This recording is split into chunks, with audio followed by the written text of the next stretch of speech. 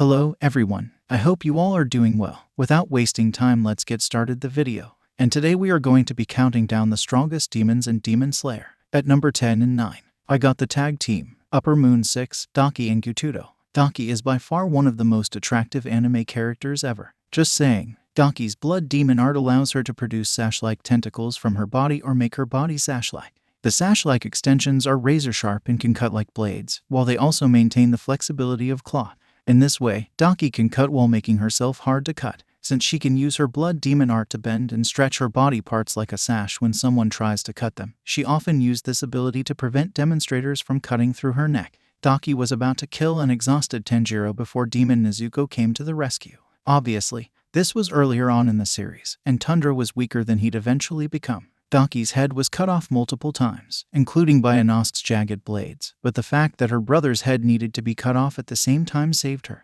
However, eventually Zenitsu, using God's speed plus Inosuke catching her off guard and cutting the other way, was enough to beat her for the last time, since her brother's head was cut off at the same time. That brings us to the very attractive demons. Not so attractive, but stronger brother Gyutaro. His blood demon art revolves around the use of two dual sickles made out of his body. The poison should slow down and eventually kill opponents if left untreated. Gyutaro can send many blades of blood flying at his opponents, and can even change their directions until they hit. He can even take control of his sister as he fights for synchronized attacks. He was a powerful opponent, but eventually he was beaten by the combined efforts of the Sound Pillar. A little help from his wives and a Demon Slayer mark enhanced Tanjiro. The Sound Pillar Tenjin Uzui loses a hand and an eye, and pretty much goes into retirement after this fight. And it could have been worse if Nezuko's flames weren't able to cure their human bodies of the demon poison. At number 8, I have Full Power, Demon Nezuko. Nezuko's blood demon art lets her set her blood on fire. The flames burn demons and can even be used in a non-lethal way to heal humans from demon poison.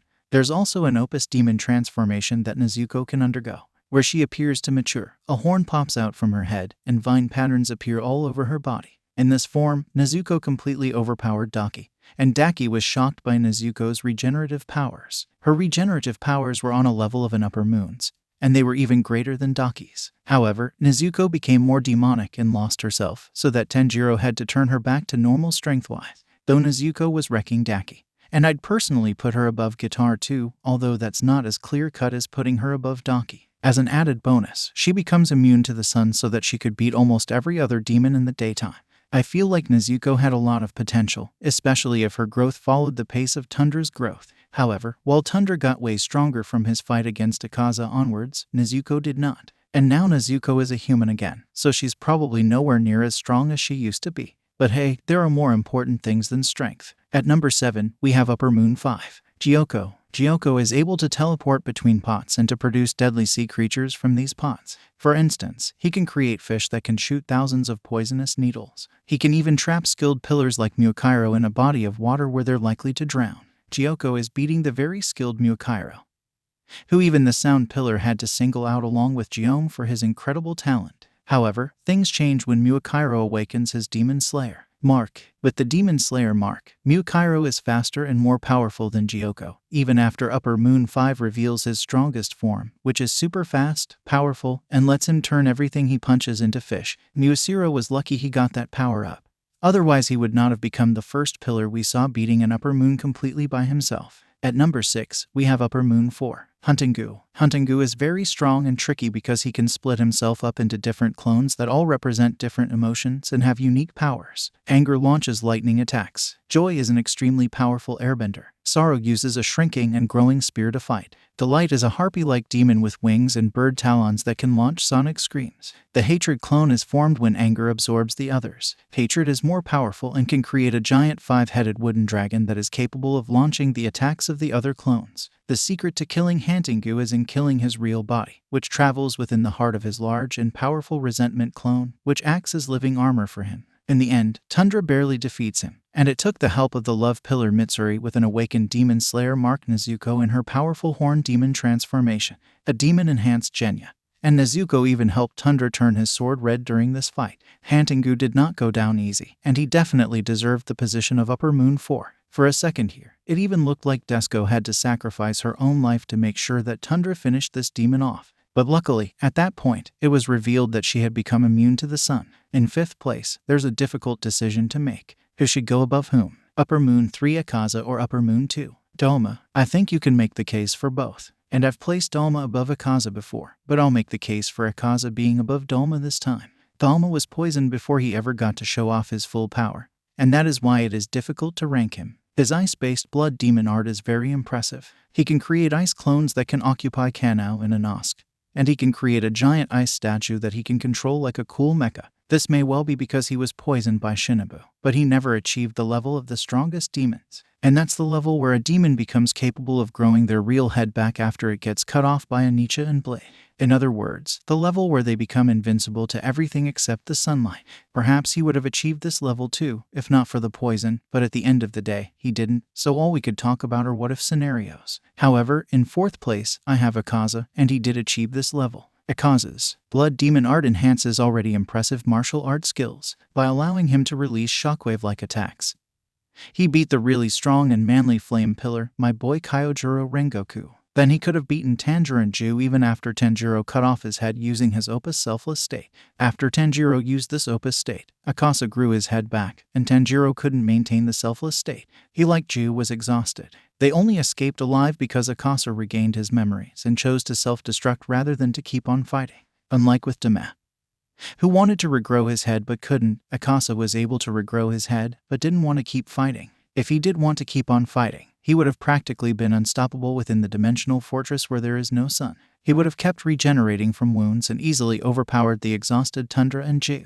This is why I'm placing Akaza here. He did achieve a higher demon level than Dalma temporarily, even though he chose to take his own life soon after. In 3rd place, we have the demon brother of the strongest demon slayer in history, Upper Moon 1 Kokushibo. Kokushibo arguably possessed the second strongest breath after the breath of the sun, which is the breath of the moon. Before he turned into a demon, Kokushibo was only second to his brother Yoriichi in skill. Then his breath of the moon style got enhanced when he became a demon. His blood demon art works in conjunction with his breath style. He creates a sword from his flesh that he can repair and manipulate as he sees fit. He can also create similar blades and make them pop up all over his body. All of his blades can release powerful air slashes, and these slashes are surrounded by chaotic crescent moon-shaped air blades that make the slashes practically impossible to predict and dodge. It takes the strongest pillar, Giome, with a demon, Sarah Mark, the arguably second strongest pillar, Sonomi, with a demon, Sarah Mark, the most talented pillar, Muasiro, with a demon, Sarah Mark, and the versatile Genya, all working together to barely beat Kokushibo. Furthermore, Genya and Mukairo lose their lives in the process. As with Akaza, Kokushibo succeeds in regrowing his head after having it cut, but he gives up the will to fight after he sees the monster he's become. Kokushibo always wanted to be the strongest samurai, but he realizes during the final battle after he sees his ugly, monstrous reflection in Sonomi's blade, that he's no longer a samurai at all. He realizes that he strayed from the true path, and that he never wanted things to end up like this. It took some of the strongest pillars and Genya working together in order to barely defeat the strongest demon moon. And even then, Kokushibo, like Akaza, ultimately decided to defeat himself. Things could have ended differently if Kokushibo hadn't lost the will to fight. In 2nd place, we have the demon king of pop himself, Muzan. Muzan created all the previously mentioned demons. He was the main antagonist of the series, and he was only beaten in the end because everyone present helped. Tamayo came up with a poison that rapidly aged him and broke down his body, and they got him to the surface so that the sun could finish him off. Otherwise, his tentacles would have quickly finished off every demon slayer present.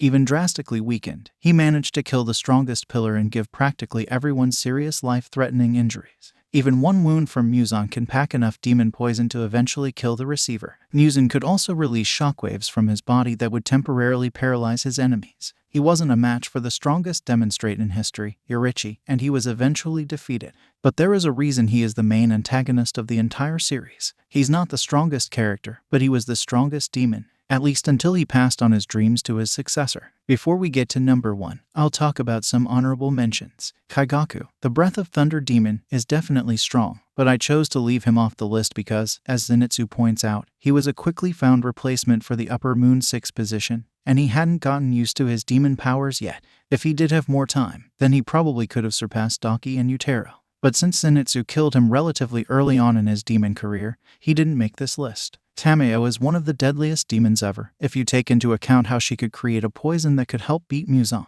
However, she usually stayed away from physical combat, which is more so what we're looking at here. I love Tamayo, and I think she's a genius and a great strategist. But because of the nature of this list, she didn't make it on this one. Nakime held the title of Upper Moon 4 after Hantengu, but she wasn't that deadly. As Iguru and Mitsuri found out, her powers were more annoying to deal with than anything else. Although strength wasn't her strong suit, her ability to manipulate the dimensional infinity fortress was invaluable for Muzan, and it made her very hard to hit. Lastly, I'll mention Yushiro, whose blood demon art is pretty much genjutsu. He was able to take control of Nakime's mind and help get everyone out of the dimensional fortress. He could also create useful paper talismans that allow people to become invisible or allow them to share sight. His power is one of the most useful ones, but it is more fit for assisting others than it is for one-on-one physical combat, which is why he too was not on this list. Now, without further ado, in first place, we have Demon King Tanjiro Tundra, who was Yoriichi's successor and wanted to stop Muzan.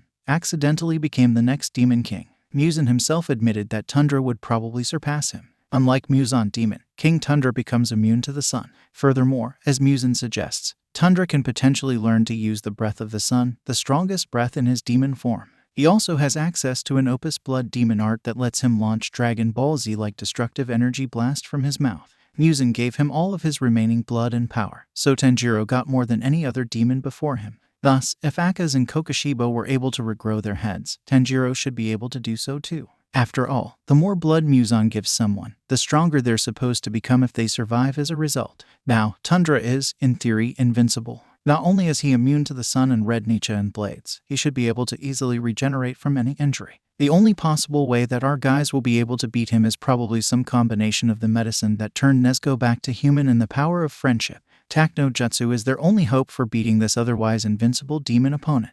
Thus, Demon King Tundra is easily the strongest demon we've seen so far, and that's why he holds the #1 spot on this list. And that is it for today's video. Thanks for watching. Let me know your thoughts about all of this and what kind of video you would like to see next. If you enjoy these Demons Here videos and want to keep them coming, the best thing you can do is smash that like button and share this video. Thanks again, and until next time, see you soon.